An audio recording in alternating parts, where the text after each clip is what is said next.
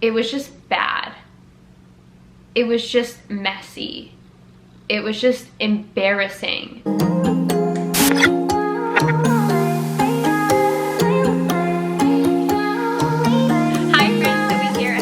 An amazing day. Welcome back to Zovember. This is when I post 30 videos in 30 days, and each day has a theme. And today's theme is Real Talk Thursday. So Real Talk Thursday is where I get vulnerable and just share with you what I'm going through in my life, and what a coincidence I got triggered this weekend. So that's what we're gonna talk about. So let's get started. Alright, so today I'm going to specifically talk to you about healing embarrassment and feeling ashamed, and also Christmas trauma, because Christmas trauma is a real thing and I really discovered that this weekend. So I guess let's just get into it. I'm gonna be vulnerable, and that's just what we do because it's just me versus myself. Okay. So I don't know about you guys, but I can be a very nostalgic person. I'm generally thinking about the present moment and creating my future, but when I fall into nostalgia, I really fall in, and I fall in and I feel all the emotions, and I miss how it was, and I romanticize the moments, and to be honest, it fucks with me a bit. It does.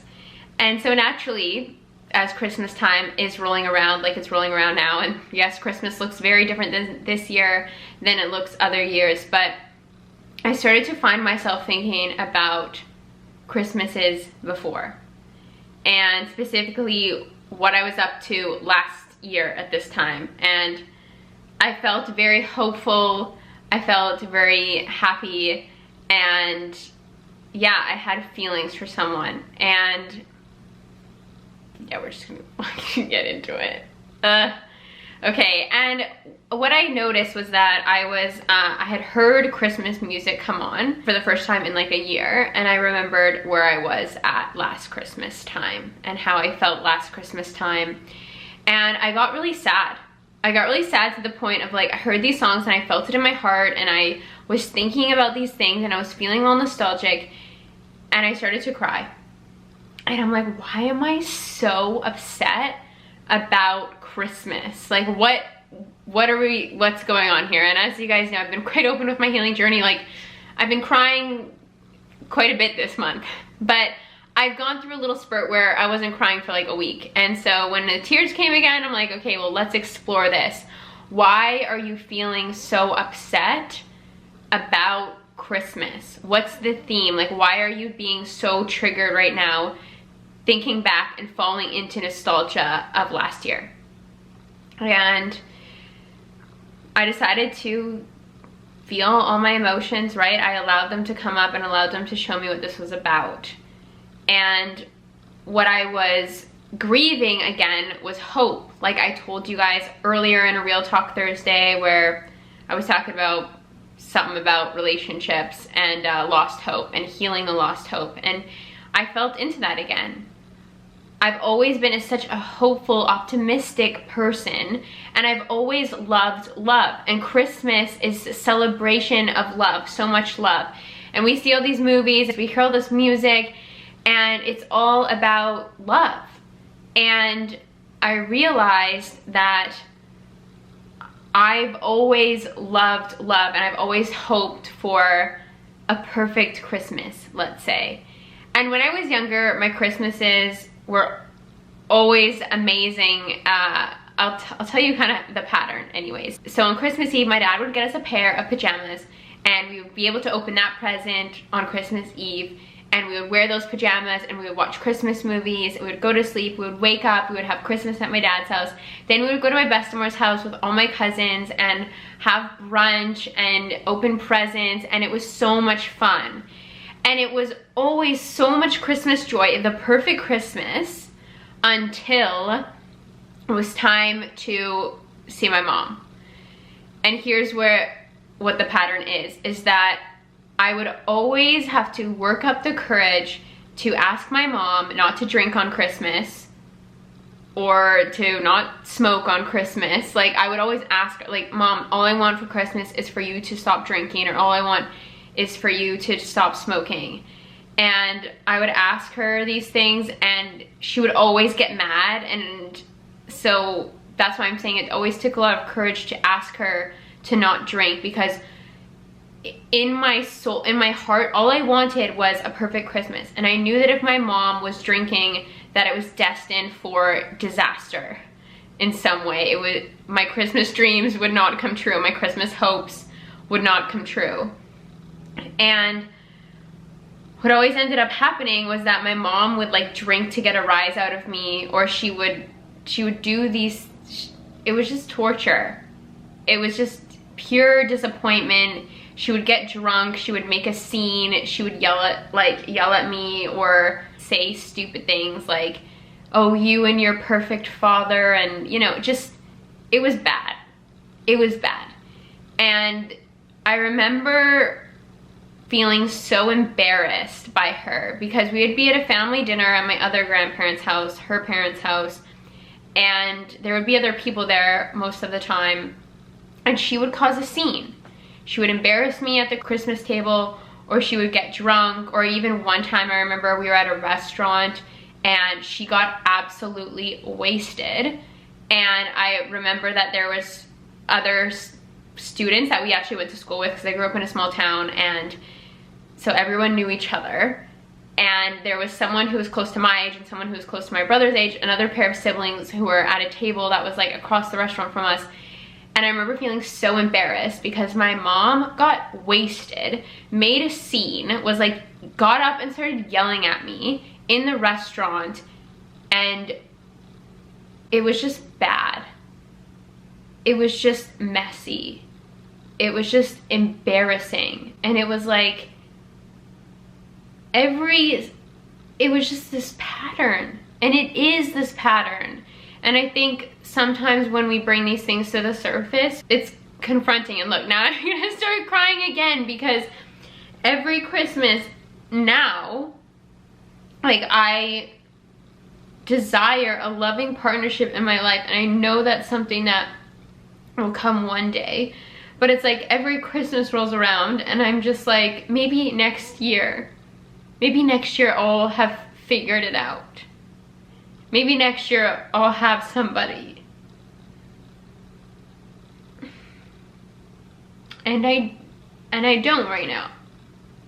So that's why it's difficult, is because I brought up this pattern and it's all stemmed from my mom again. And that's where it gets a bit disappointing at times, because I thought that I'd healed this.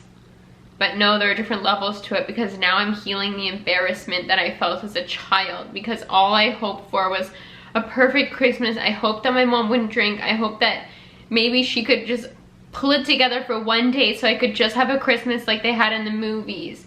Because Christmas always started out so amazing at my dad's house and on that side of the family, and then it was like this fleeting thing from me where I would have to go to spend Christmas with my mom's side of the family and my mom, and I just dreaded it. Like, I loved getting ready for Christmas, gearing up for Christmas, having all this hope, having all this Christmas cheer and Christmas spirit, and then Christmas would happen and it just felt so fleeting, because I knew at the end of the day, and I know that I somewhat created this in my own mind, but I always hoped that my mom wouldn't disappoint me, but she always did.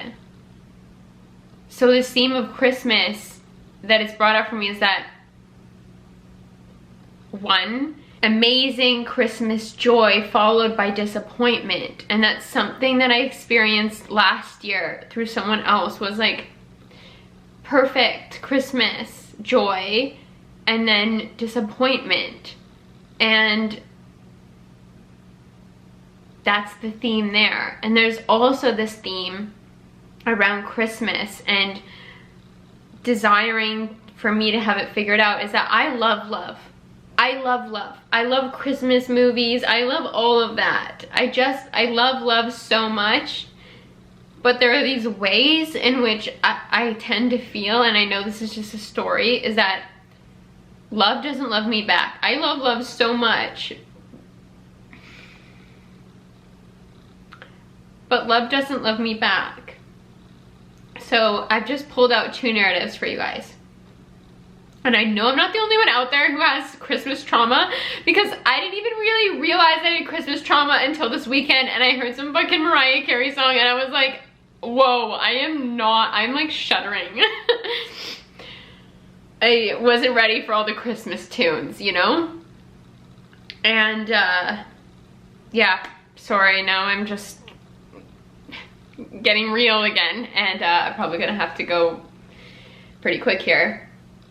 But the way that I worked through healing this on the weekend was feeling into that embarrassment as a child. Feeling into how I always hoped and how it didn't come to fruition. And that's okay, because it's good to be optimistic and to hope for the best for yourself and to imagine and create. And one day, I trust that I will have my own family and I will have